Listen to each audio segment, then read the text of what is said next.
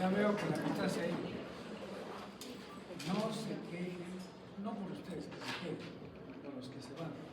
Que no se quejen si es que salen separados. Les advierto.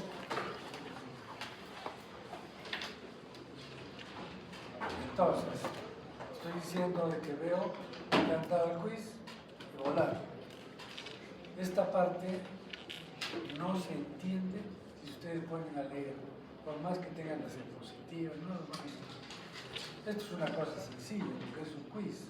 Esto es que se llama solo para evaluar la asistencia, fundamentalmente. Pero el examen no es igual que esto. O sea que tienen que haber entendido para poder contestar. Bien, de todas maneras, ya me han dejado una tijera. Yo sé que es para advertencia. Vamos a cortar cuellos. Bien, entonces vamos a hacer un resumen de lo que hemos visto. La idea era hacer este resumen para los que no están viniendo, pero igual sí, pero igual ustedes se merecen también por eso. Entonces, a ver, vamos a ponerlo aquí. Hemos visto medidas de resumen, ¿cierto? Que pueden ser medidas de tendencia central. ¿Sí? Ya saben cuáles son. Media, mediana, móvil. Pero no es suficiente. Necesitamos también medidas de dispersión. Listo, ¿cierto? Medidas de dispersión. Pero eso es un tipo de medidas. Nos dan unos valores muy limitados. Entonces, ¿qué necesitamos más? Medidas de frecuencia. Medidas de frecuencia.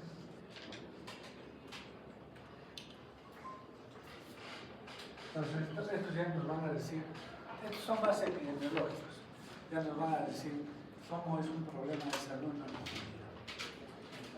Siempre pensando en población. Luego tenemos medidas de asociación. Muy bien. Y entonces estas medidas de asociación nos permiten establecer relación, asociación entre variables. Entonces, por ejemplo, si asociamos medidas que están en escala nominal, por eso es importante saber en qué escala recojo mis datos, porque de eso va a depender el análisis que voy a hacer. ¿Ya?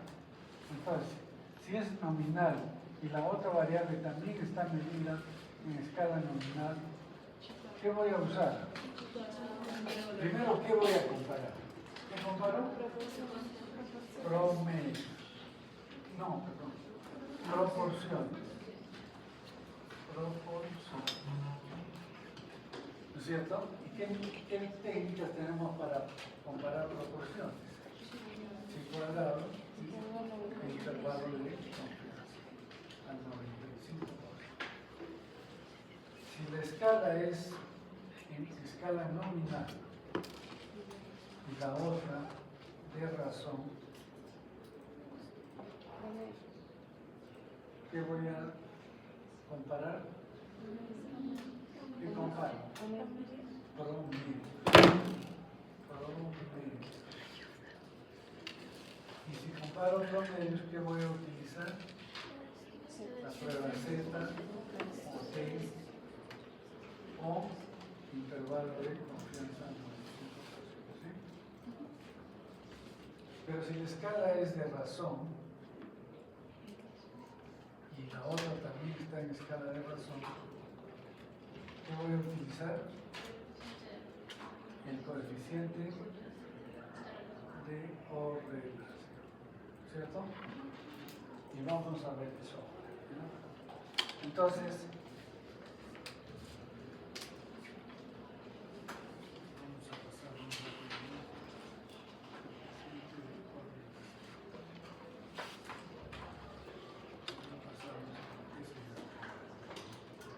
Acá está. Entonces, hemos explicado en parte, ¿se acuerdan? ¿O no hemos explicado? Sí. Entonces, coeficiente de correlación es R. Es un número comprendido entre -1 y +1, cuyo signo coincide con el de la pendiente de la recta de regresión y cuya magnitud está relacionada con el grado de dependencia lineal entre dos variables. ¿Qué significa esto de lineal? Significa que lo que estamos revisando es lo más simple de la estadística. ¿Por qué digo esto? Porque hay diferentes correlaciones. Puede ser lineal, puede ser logarítmica, ya depende del modelo que uno aplique. Por ejemplo, crecimiento bacteriano será una correlación lineal, es decir, crece así, no, va a ser así, ¿no es cierto? Se van multiplicando y después aumentan mucho su población. Entonces, otra forma. Eso es bueno que sepan que lo que estamos aprendiendo es lo básico. No hay otras cosas. No crean que eso es todo. ¿Claro? Bien. Entonces, como es lineal, es esta. ¿Esta cuánto vale? 1. Quiere decir que es un... Acá 1.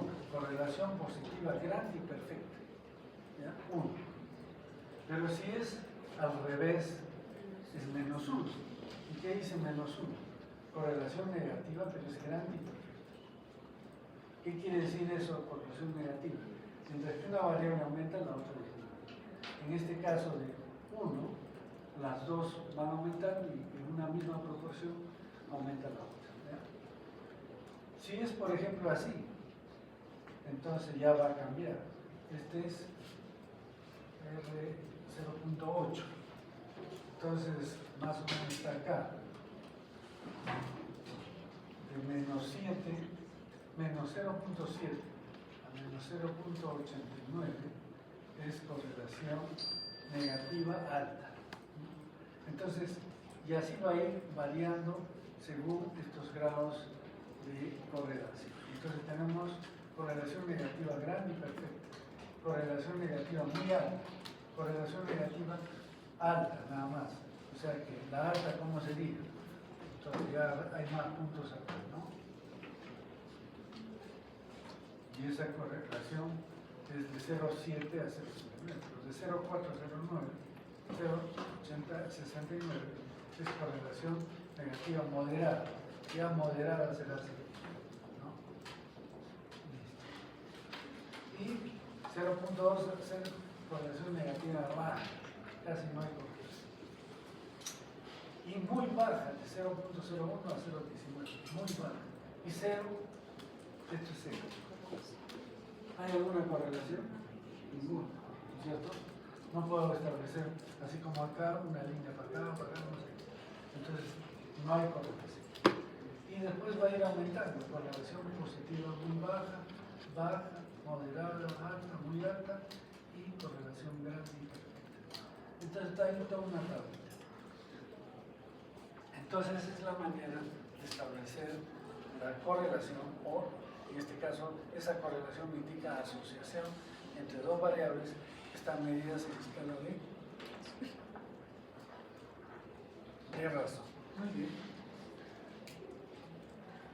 Veamos ahora otra cosa.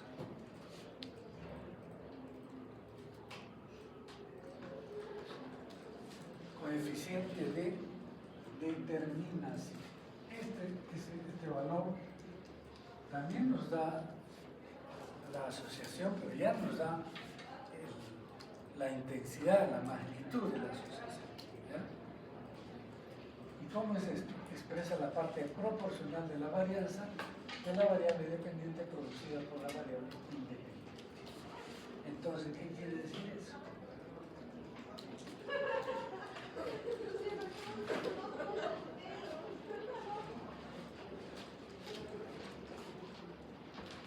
Entonces acá, esta es la pendiente. En este caso, parecido a los gráficos a los que hay aquí. solo que acá la pendiente es cero y es en este sentido, o sea, recta. Una variable puede estar aumentando y la otra sigue igual. Eso es C, es el coeficiente de correlación. Entonces, ¿cómo calculo el coeficiente de regresión? Es igual a R al cuadrado, ¿cierto? R al cuadrado es igual a, en este caso, pero para calcular el R cuadrado, ¿cómo es igual a el coeficiente de correlación que me salió? R al cuadrado. Así se simboliza el coeficiente de determinación. Entonces el coeficiente de determinación es igual al coeficiente de correlación elevado al cuadrado. Entonces, en este caso, todos serán positivos, ¿no es cierto? Entonces solo va desde 0 a 1, nada más. ¿Por qué? Porque 0 por 0, 0. 1 por 1, 1. Y ahí entre esos dos valores tengo todos los valores que pueden haber, ¿no es cierto? Por ejemplo, 0,81. Digamos que R es 0,81. Esto lo elevo al cuadrado y ¿cuánto va a tener? 0,9. Entonces el coeficiente de correlación sería 0. ¿Se dan cuenta? ¿Qué significa 0,9? Siempre les he dicho, decimales es difícil de interpretar. Mejor lo convertimos a porcentaje. 0,9 ¿a qué corresponde? 90%. Entonces, ¿qué quiere decir el coeficiente de determinación?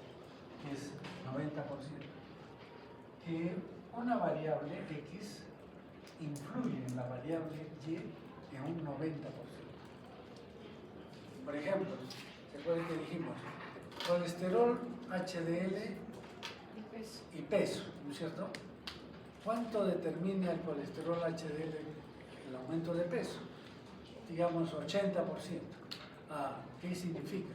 Que el colesterol HDL también puede estar incluido en 20% por otros factores. Solamente es 20%. Digamos que yo le reduzco a una persona su peso a lo normal y todavía podemos quedar con algo de colesterol HDL elevado. ¿Está claro? Entonces eso es un dato importantísimo en epidemiología. ¿Por qué?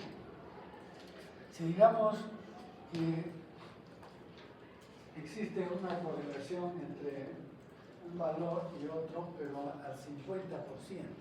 Entonces, si yo modifico esa variable X para ver el efecto en la variable Y, me va a significar, yo aplico mucho dinero, todo, en modificar la variable X, para lograr ¿cuánto?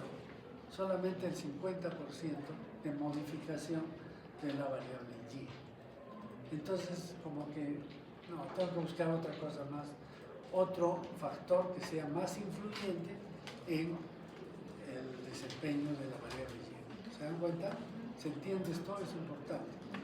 Entonces, yo siempre trato de valorar cuánto voy a lograr modificar la variable Y, que sería la causa, con un factor de riesgo, que sería la variable X. ¿Cuánto, si modifico ese factor, cuánto de impacto voy a tener en la variable Y? ¿Cuánto voy a modificar la variable Y? ¿Sí? Sí, puede ser, pero generalmente la variable X es la variable que es el factor. Y el otro es la enfermedad. ¿Ya? Tú lo acomodas. Bueno.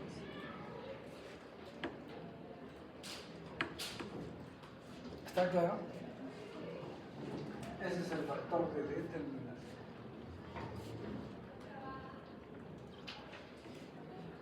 Entonces, ahora vamos a hacer una vez.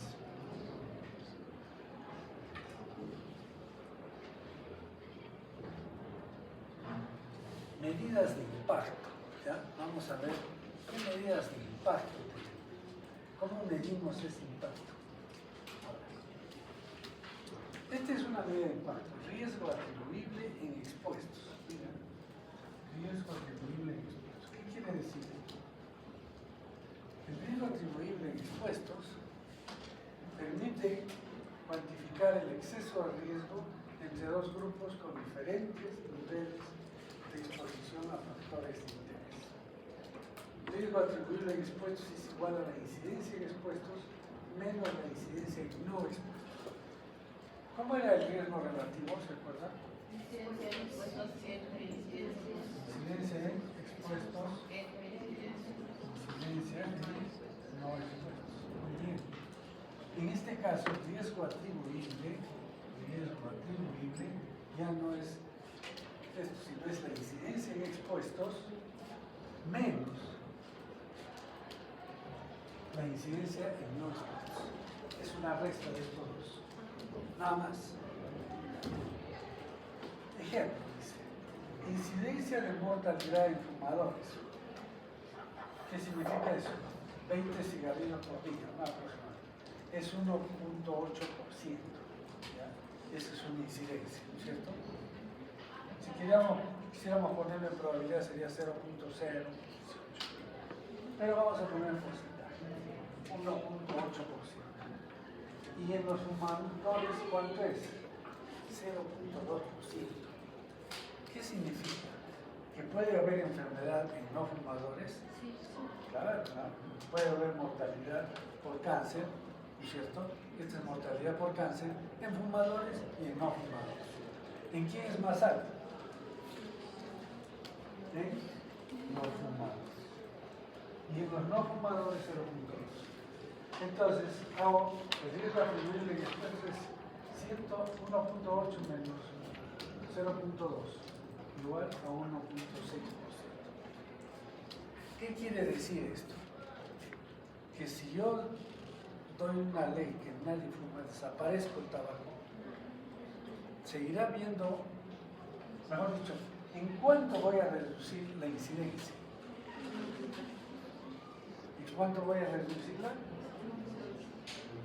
No, en 1.6, porque voy a bajar de 1.8 hasta 0.2, que ya no corresponde al tabaco.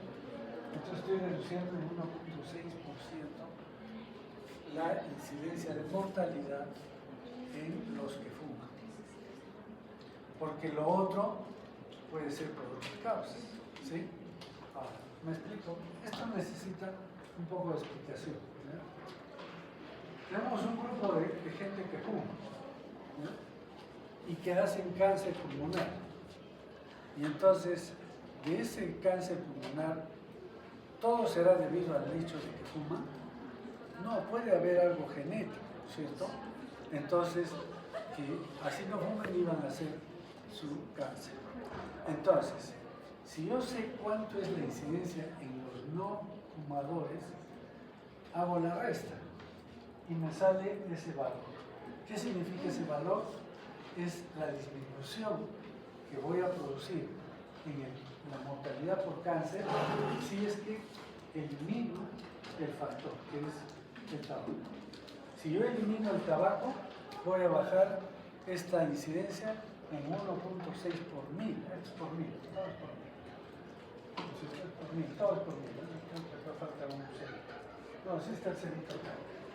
Sino que está muy grande. Venga igual. Entonces, una tasa de mortalidad por mil. Entonces, ¿qué quiere decir? Que es importante que yo valore eso. ¿Por qué? ¿Por qué es importante? Porque si yo le digo a los congresistas, tiene que dar una ley que prohíba totalmente el tabaco. Entonces, ¿qué me van a decir los congresistas? ¿Y usted cree que yo voy a modificar toda la economía tan fácilmente? Yo le digo que sí, porque va a disminuir, mire, la mortalidad por cáncer en los fumadores va a disminuir en 1.6, o sea que va a bajar de 1.8 a 0.2, que eso ya no lo puedo bajar. Ah, entonces sí me entiende. Pero con esto todavía no me van a entender los congresistas, porque parece poco, pero es alto. Vamos a ver otra medida de impacto que sí se van a dar cuenta. ¿Ya? Entonces, este es riesgo atribuible en expuestos. ¿Qué quiere decir? que el riesgo atribuible a expuestos, ¿cuánto es? ¿Cuál es el riesgo de mortalidad por fumar? 1.6, no es 1.8. ¿Por qué? Porque dice que es incidencia en expuestos, pero no es el riesgo. El riesgo va a ser menos esto, y es por otras causas. O sea, el riesgo neto de mortalidad por fumar, ¿cuánto es? 1.6, no es 1.8. ¿Se da cuenta? Eso es riesgo atribuible en expuestos, por eso dice en expuestos.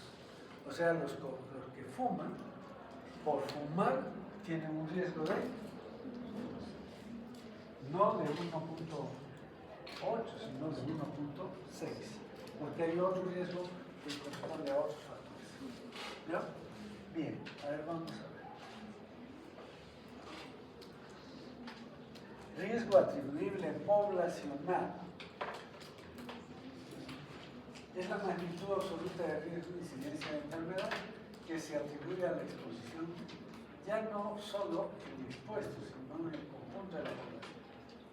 Entonces acá es el riesgo atribuible en la población. Tengo que conseguir la incidencia en la población. O sea, tengo que tener el valor de incidencia de, en este caso, de mortalidad en la población, menos la incidencia en no expuestos. Entonces, por ejemplo, incidencia de mortalidad en la población, 0.6. Esa es la mortalidad en general.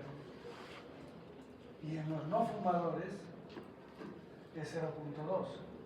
Quiere decir que yo voy a bajar la incidencia al controlar a los fumadores de 0.6 que estaba en la población a 0.2 que quedaría, perdón, 0.4, que ya no lo puedo bajar más, porque estoy controlando solamente el tabaco. Pero este es en la población, el porcentaje en la población. ¿Sí? ¿Se entiende? El riesgo atribuible, el otro, era en expuestos. Pero esto ya en toda la población. Voy a reducir de 0.6 a 0.4. Es importante, ¿sí? Bastante importante, ¿no? Más de la mitad de la mortalidad que ocurre en la población general va a ser reducido por controlar el tabaco.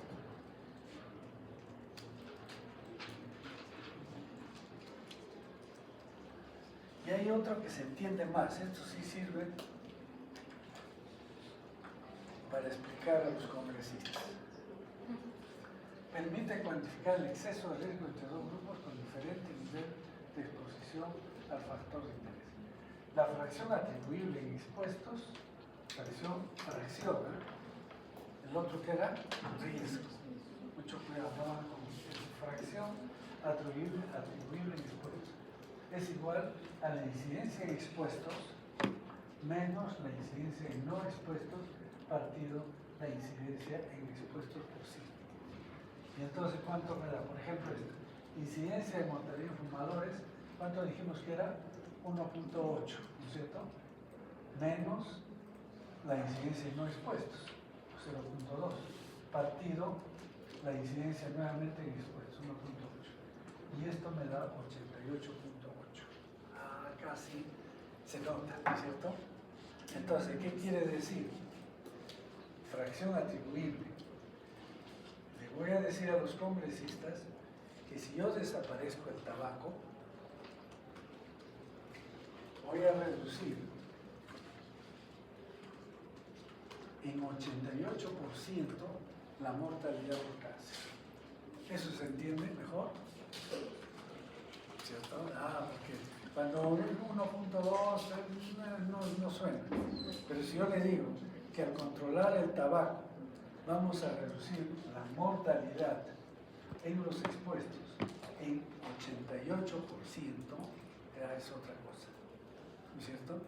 Es decir, de cada 10 que se mueren, que deberían morirse por fumar, ¿no? Serían 2 que no se mueren. Es 8.8 casi 1. ¿Sí? Entonces es importante, ¿no? Sumamente.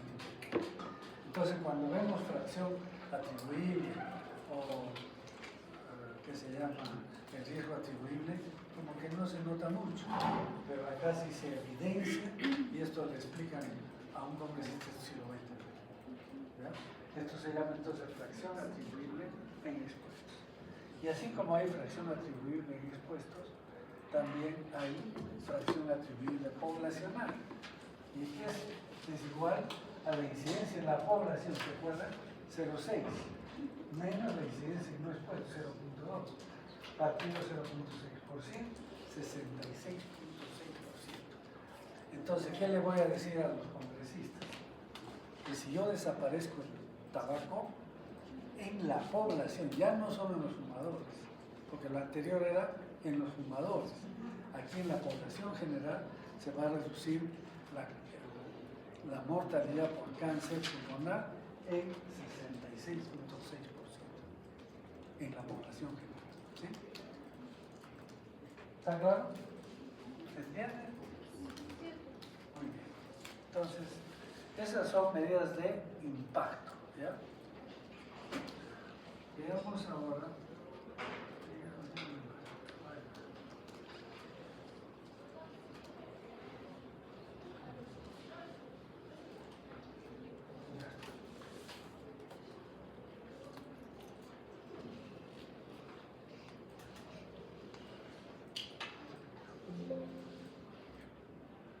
Bien, ahora vamos a ver medidas de fuerza de asociación. Entonces, hemos visto medidas de asociación, ¿cierto? Medidas de impacto. Pero ahora no solamente quiero tener la medida de la asociación, si es que hay o no hay asociación, sino que quiero ver con qué fuerza se asocia una variable con la otra. ¿Con qué fuerza? Y medidas de fuerza de asociación. Este es un criterio de causalidad potente. ¿Se acuerdan los criterios de causalidad? ¿Se acuerdan o no se acuerdan? ¿Cuál era el primero? Fuerza de asociación. Entonces, no sé por qué se ha borrado la parte de se me borra la parte de arriba.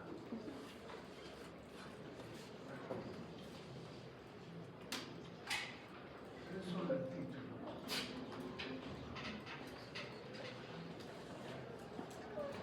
Acá que dice.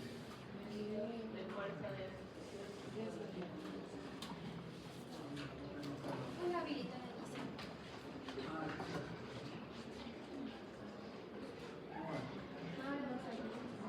Ahora sí podemos ver. el azul.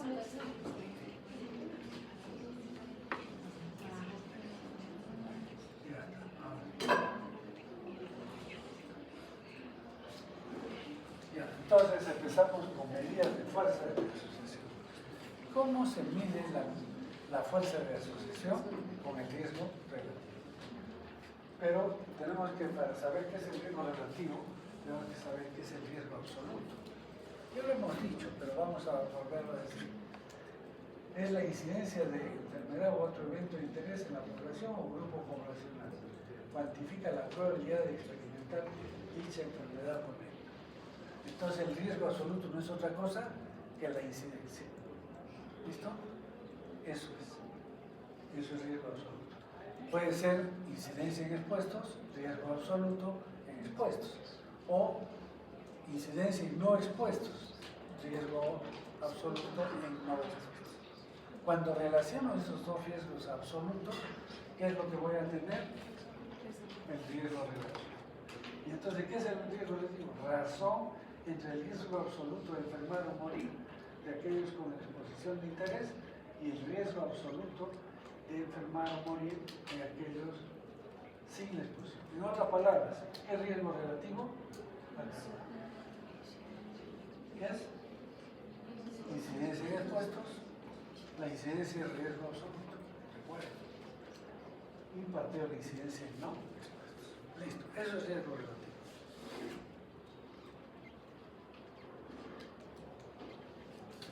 Entonces vamos a ver un ejemplo, cómo medimos esto.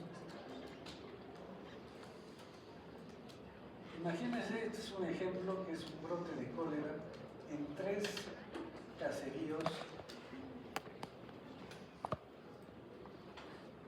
rurales de la selva amazónica, ¿ya? Y entonces resulta que hay cólera en la selva, y esto es real. En 1991 fue el cólera en el Perú, ¿ya? Y entonces tenemos 125 personas que enfermaron de cólera y no enfermaron de cólera 1636. ¿Bien? Y entonces vamos a ver qué factor de todos los que hubieron era el más responsable o es causa de esta enfermedad. Y entonces había este consumo de agua cruda, no tratada, agua cruda no tratada, pescado crudo, pescado cocinado, arroz recalentado, tamal de arroz, frutas sin lavar. Todos estos factores estuvieron presentes en estas personas, pero queremos analizar cuál fue el principal causa, ¿no? Y para eso, ¿cómo determinar la causa? Con riesgo relativo, fuerza de asociación. Entonces, miren, vamos a hacer el primero y después podemos hacer como ejemplo otro más. Entonces, el agua cruda no tratada. ¿Cuántos acá enfermaron? 125, pero de esos 25 estuvieron expuestos 111 y no expuestos 14. ¿Qué quiere decir? Que 111 tomaron agua cruda no tratada. De los que estaban enfermos con cólera, consumieron agua cruda no tratada. Y 14 no consumieron agua cruda, tomaron agua libre. Y sin embargo también hicieron cólera. ¿Sí? ¿Es posible? Sí. Entonces, pero tenemos que analizar en los que no enfermaron. Estos no enfermaron, no hicieron cólera. Pero también tomaron agua cruda. ¿Cuántos? 1093. Y no tomaron agua cruda 543. ¿Ya? Entonces, eso lo tenemos acá. Entonces, agua no tratada, expuestos y que se enfermaron 111. ¿Está claro? Expuestos ya tomaron agua cruda y no se enfermaron 1093, ¿no es cierto?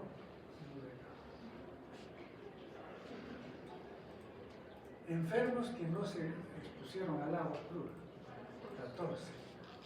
Y no enfermos que tomaron agua cruda, 543. Y entonces acá tenemos las incidencias. ¿Cómo calculo la incidencia? En expuestos, 111 partido del total, 1204, igual 0.091. Y la incidencia en los expuestos fue 14 sobre 557, 0.025. ¿Está claro? Si no, repetimos, ¿no? La idea es que se entienda. Y acá entonces, ¿cómo calculo el riesgo relativo? Incidencia en expuestos, partido de la incidencia y no. ¿Sí? Y entonces, ¿cuánto me sale el riesgo relativo? 3.67. ¿Listo? ¿Qué significa esto? ¿Qué significa ese 3.67? A ver, ya saben ustedes. Es un factor de riesgo. Primero explícame qué es 367. Es el riesgo relativo, sí, pero ¿cómo se lee? ¿Cómo se explica? Sí sabes. Agua no tratada, tienen 3,67 veces mayor riesgo que los que no tomaron agua. Perfecto.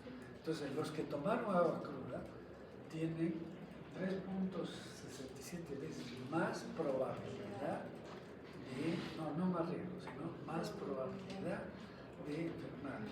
¿Que quiénes? Que los que no tomaron agua. Entonces, ¿es correcto o no? Ya. Yo les pregunto. Entonces, ¿cómo se entiende el riesgo relativo? Si el riesgo relativo es igual a 1, ¿qué digo? no es factor de, no hay asociación, no es factor de riesgo, ¿cierto? Y si es mayor de 1, ¿qué digo? Si es un factor de riesgo. Y si es menor que 1, El factor protector. también hay asociación, ¿no? Pero es factor protector. En este caso, ¿qué dice? ¿Es un factor de riesgo? ¿Sí o no? ¿Sí? Sí. No sé. ¿Por qué no sé? Ya saben ustedes. Porque esta es una muestra. Entonces tengo que ver que este 367, ¿cuánto puede variar? Si varía, miren, esto es un intervalo, ¿no es cierto? Si este intervalo, por más que varíe, el 1 está por debajo, ¿qué voy a decir? Estoy seguro que es un factor de riesgo. ¿Sí? O sea, todos sus límites son mayores que 1. Si el 1 está acá, ¿qué digo? Puede ser que el límite superior está por encima, pero el límite inferior está por debajo.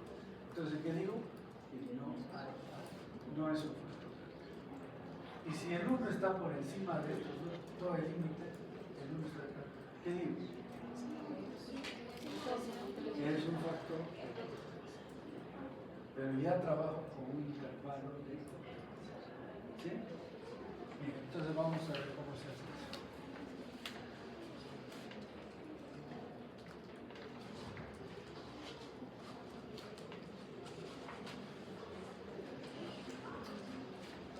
Entonces, es lo mismo, ¿sí? ¿No? Sí, es lo mismo, ¿sí?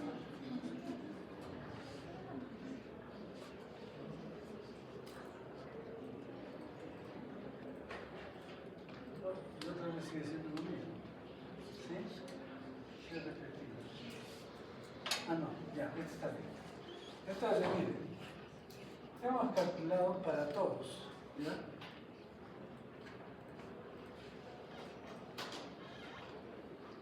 Entonces, para el pescado crudo, 0.3 en expuesto, incidencia en expuesto ya es calculando, pero finalmente esto es lo que nos interesa. O sea, hemos visto cómo se hace para este, ¿no es cierto? Lo mismo tengo que hacer para los otros. A ver, a modo de ejercicio, ¿ya? Calculen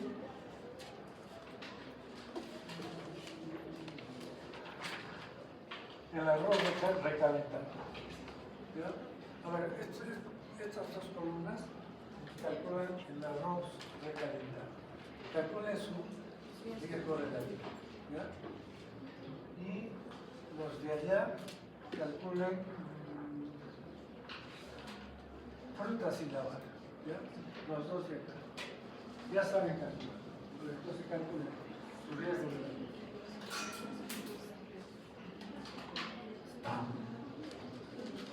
Tienen que armar un tablita de dos. Siempre abren su tabla de dos números. Arriba que va enfermo, no enfermo. Y a los costados que va expuesto y no expuesto. Y así arma su tabla.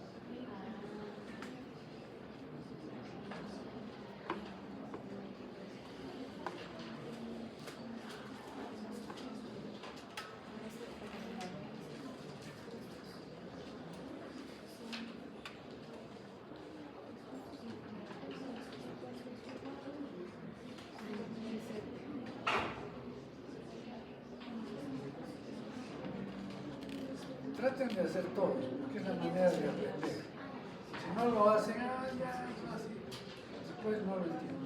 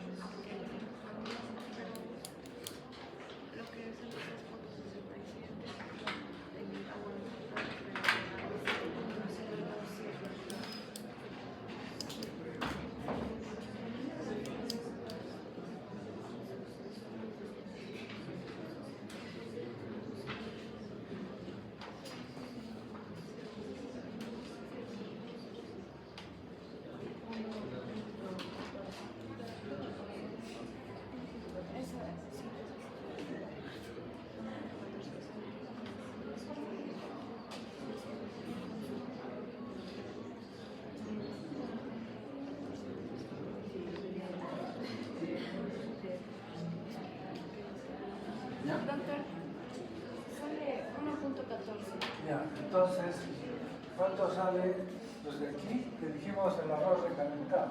1.14. Sería esto, ¿cierto? Hay que encontrar la incidencia en expuestos, ¿cuánto es? 0.08. Pero es 83. 8 exacto. Es 823. porque es 0.0826. Sería 83. Y en los no expuestos, 0.002. sí. Claro, sí. Entonces, de verdad, a ver, divida 0.083 entre 0.065. ¿Cuánto da? 1.27. Bueno, Bueno, no se aplica esa lectura. 1.26. ¿Ustedes han calculado cuánto? 1. No, inicialmente. 14. Es que no le hemos No podemos hablar mucho. ¿Sí? En todo caso, la primera cuenta. Ya bueno. 1.27. Vamos a quedar en ¿ya? Es muy alto. Y los de acá, 1.77. ¿Sí? Casi parecido, ¿no es cierto? Ya está. Nos quedamos con estos valores. Listo. ¿Qué decimos? Este es el riesgo relativo de arroz recalentado y frutas y labras. ¿Es un factor de riesgo? No. ¿Qué dicen? ¿Sí? ¿Ustedes qué dicen? Todavía no sabemos. ¿Por qué? Porque hay un error de muestreo. Eso ya hasta cansarse. Siempre cuando uno hace una muestra hay un error. Por eso puede variar. Entonces vamos a ver cuánto puede variar este para arriba y para abajo. ¿Sí? Pero adelantémonos. Si su intervalo de confianza es el límite inferior y el límite superior, si estos dos límites, el uno está por abajo, ¿qué vamos a decir? Que es un factor de riesgo. Pero si el 1 está aquí, entre el intervalo, no es un factor de riesgo, ¿cierto? Y si está por encima, ¿qué decimos? Ya no va a poder ser esto porque ya es 1.26. Ya no puede ser el límite superior 20 millones. Tiene que ser 50. ¿Listo? Igual con esto. Entonces vamos a ver cómo calculamos el intervalo de confianza. Acá está. Miren.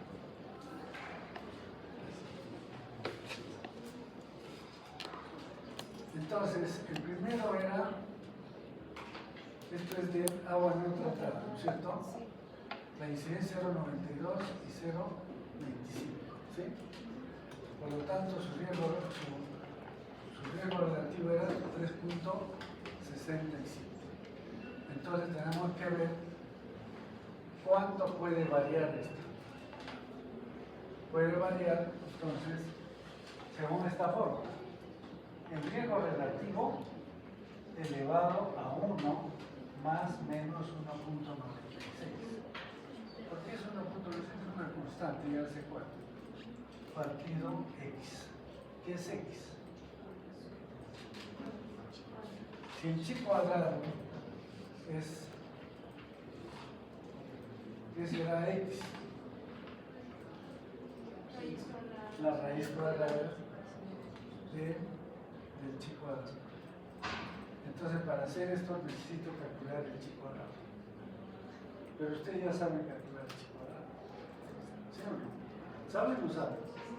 En su máquina no tienen que hacer todo. Ya calculen el chi cuadrado para los dos que han hecho. Ustedes han hecho del arroz recalentado. Tienen sus 4 valores. ¿Sí? Con esos 4 valores calculan el chi cuadrado. Y ustedes también tienen de la fruta sin lavar. Calculen de sus 4 valores y calculen el chi cuadrado.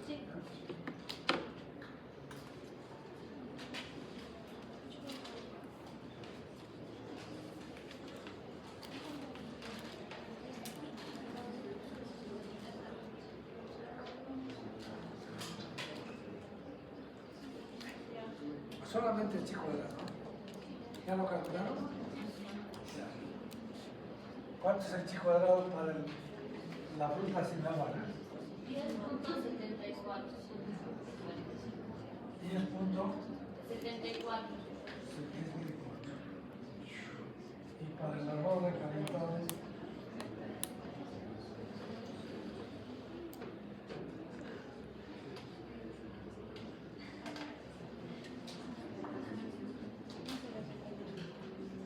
¿ya sacaron? Uy. ¿Cuánto sale? A ver, por atrás, ya no quieren hacer, qué flojo. En el celular se puede, ¿cierto?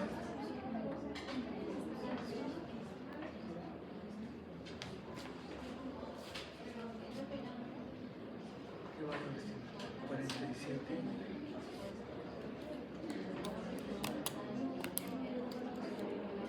Así era. ¿Está bien? Bueno, necesitamos un solución, pero sí, con la tablita que han hecho ustedes de que estamos hablando de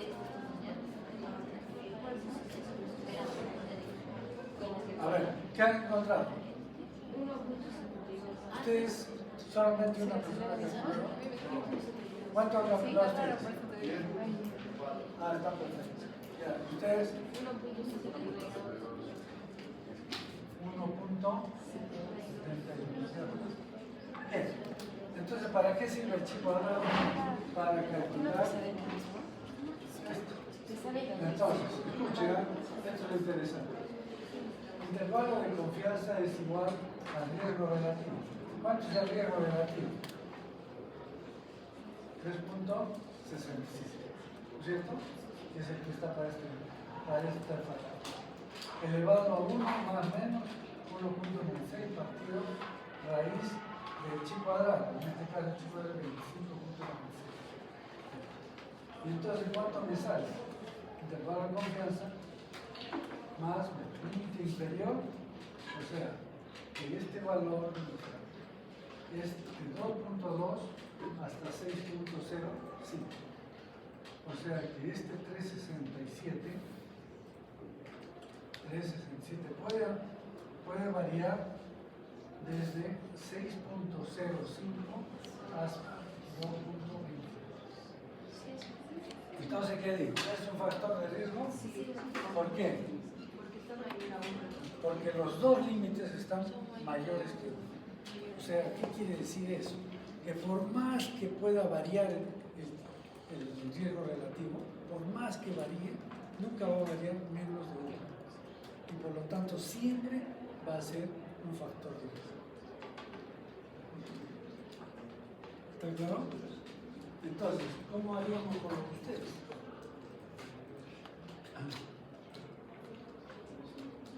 Entonces, aquí sería, a ver, vamos a hacer de uno, el arroz recalentado. Entonces, el riesgo relativo, ¿cuánto era? ¿Se acuerdan? Del arroz recalentado. 1,25. Esto puede variar, ¿cierto? Entonces vamos a ver su intervalo de confianza al 95%. Es igual a qué? A 1.27, ¿sí? Más, menos, ¿qué cosa? ¿Se puede la fórmula? 1.96. ¿Qué más? Raíz cuadrada de chi. O raíz cuadrada del chi cuadrado. ¿Cuál es su raíz cuadrada? ¿Cuál? El chi cuadrado. 1.72. ¿Ya? Y entonces calculen cuándo va a ser su límite superior. Ah, no, perfecto. Es elevado, ¿no? Sí.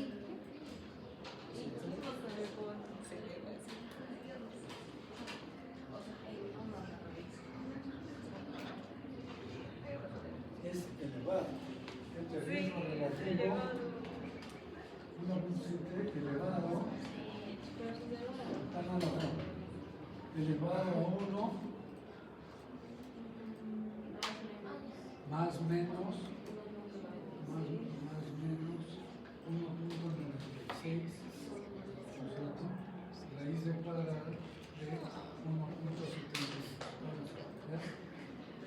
ustedes, ¿sí? Ya está. Es elevado, todo eso hay que hacer la operación y eso es elevado. Y a ver ustedes, ¿cómo serían ustedes? Ya lo hemos dado. Entonces, a ver los de la fruta sin lavar.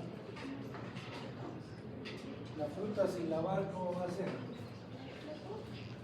Su riesgo relativo, ¿cuánto es?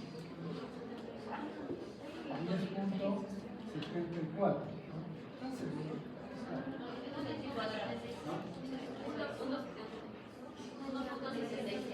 Ah, no es 10 puntos.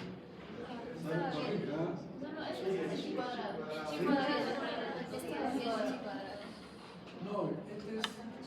Ah, es el chi cuadrado, ya. Pero su riesgo relativo, ¿cuánto era?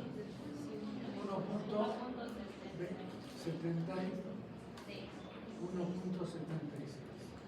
Eso hay que elevarlo a 1 más menos 1.96 partido raíz de 10.78.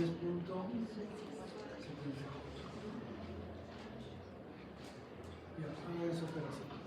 O sea, primero le suman, después le restan. ¿Saben hacer esa operación? El 1 se queda ahí y hacen toda la operación para ver si le suman o le restan al 1. Mucho cuidado si le sale negativo. Lo estamos haciendo como ejercicio, no nos va a tomar eso en examen. No se angustien.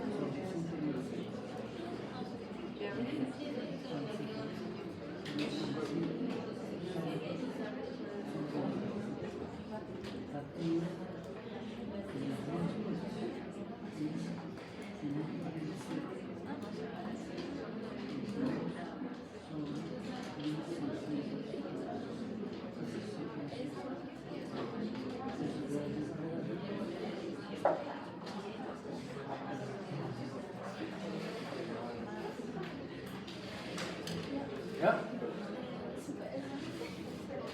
Límite superior.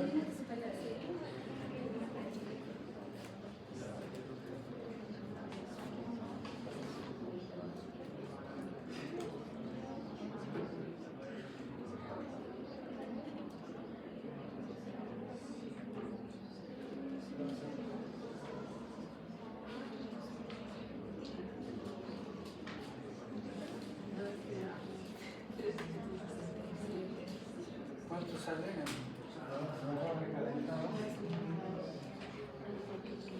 ¿Cuáles son sus límites?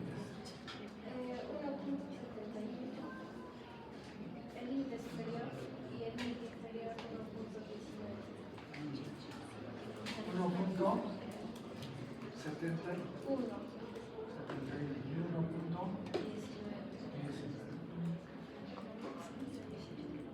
Entonces, ¿qué decimos? Es que es 2.6 entre la raíz cuadrada. ¿6 también?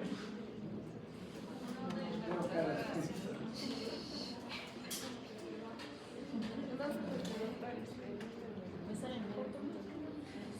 No pueden hacer. Tienen que buscar por la calculadora científica. Eso está en su celular, seguro. ¿Sí? ¿Cuántos están?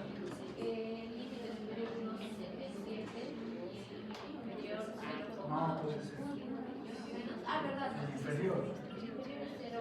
A mí me sale 2.47 y 2.47 y 1. 25. Bien. Entonces, ¿qué decimos? Y el arroz recalentado es un factor también de riesgo, ¿no es cierto? Y La fruta sílabas también. ¿Está bien?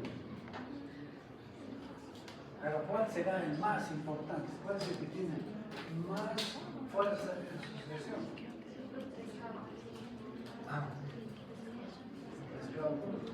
¿Sí? Tiene 4.8.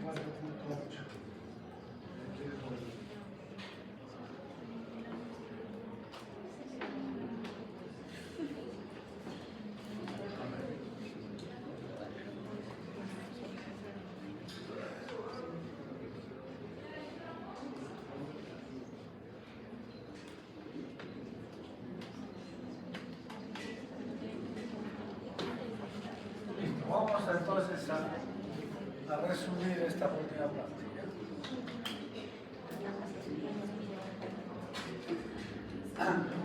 Entonces, para medir la fuerza de asociación entre dos variables, ¿qué tengo que hacer? Calcular el riesgo relativo, ¿cierto? Punto 1, calcular el riesgo relativo. ¿Y cómo se calcula el riesgo relativo? La incidencia de expuestos al río de incidencia, ¿no? Entonces ya tengo el riesgo relativo. Pero, ¿qué resulta? Yo no sé si ese riesgo relativo por el error del muestreo puede variar tanto que me haga cambiar mi criterio. Entonces, ¿qué tengo que hacer? Calcular el intervalo de confianza. ¿Cómo se calcula el intervalo de confianza? Elevando el riesgo relativo a 1 más menos 1,96, ¿no es cierto? Por la raíz cuadrada de x. Y listo. Según esos valores, voy a tener el límite superior y el límite inferior. Si los dos límites están por encima del 1, ¿qué voy a decir? Es un factor de riesgo. Si el 1 está entre el intervalo de confianza, ¿qué voy a decir? Que no es un factor de riesgo. Y si el 1 está por encima del intervalo, es un factor de protección. ¿Está claro? Eso es lo que tienen que saber.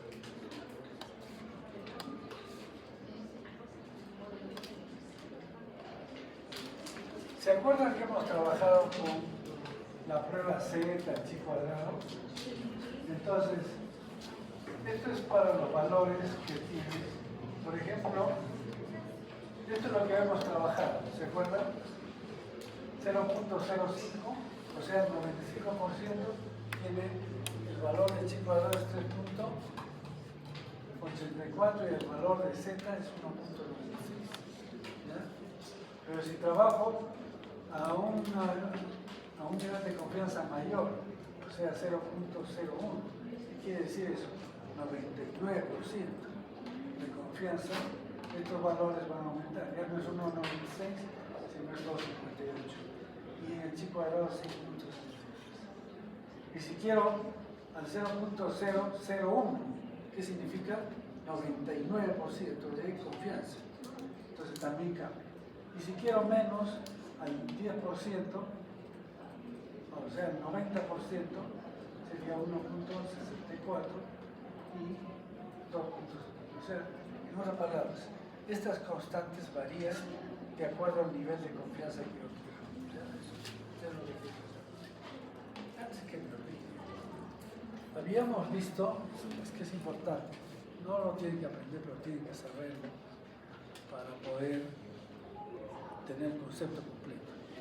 Cuando hemos dicho que dos variables, mejor dicho, una variable era nominal y la otra de intervalo, perdón, de razón, ¿qué hacemos? Calculamos promedios y comparamos promedios, ¿sí? Listo. ¿Y qué prueba utilizamos? Z o T, o intervalo de confianza. Pero si tengo tres categorías, por ejemplo, yo quiero saber el peso de si tienen grupo sanguíneo A,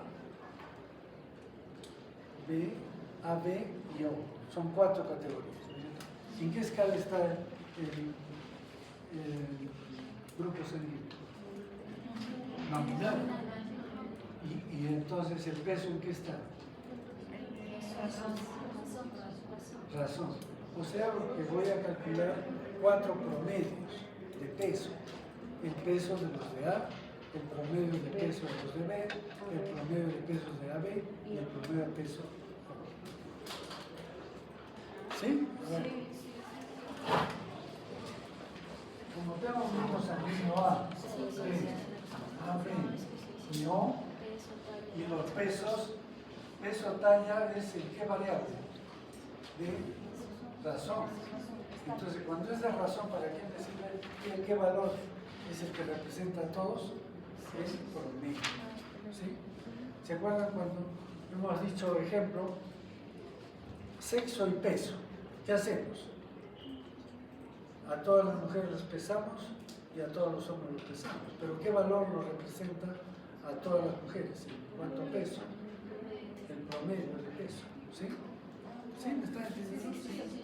Y en los hombres su promedio de peso. Comparo los dos promedios mediante la prueba Z. ¿Está claro? Pero en este caso, ¿qué voy a tener? X barra 1, X barra 2, X barra 3, X barra 4. 4 promedios. ¿Puedo usar la prueba Z? La prueba Z solo sirve para comparar dos promedios. Es lo que les enseño. Pero si son 4, ya tengo que hacer análisis de varianza. Ese es otro. Que eso no lo van a hacer a mano, es un cálculo estadístico. Pero lo que quiero saber es que ya no se puede usar la prueba Z cuando hay más de 2 promedios. ¿Está claro? ¿Sí o no? Eso tiene que ser. Bien, entonces seguimos.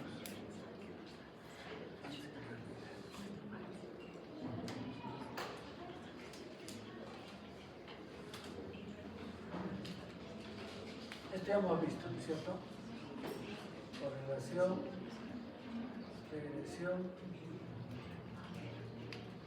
medidas de impacto potencial. ¿Ok? Ya está todo. Entonces ya está todo.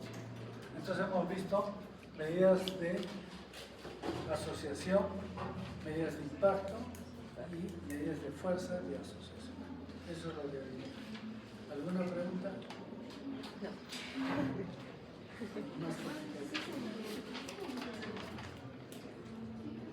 Pregunten lo que quieran. El gráfico de sectores había dicho de que era para variables cualitativas y dijo que era para variables discretas, pero es que yo estaba buscando y decía que variables discretas o discontinuas son cuantitativas porque son para números que son exactos, o sea, enteros. Entonces... Sí, pero si ya son exactos.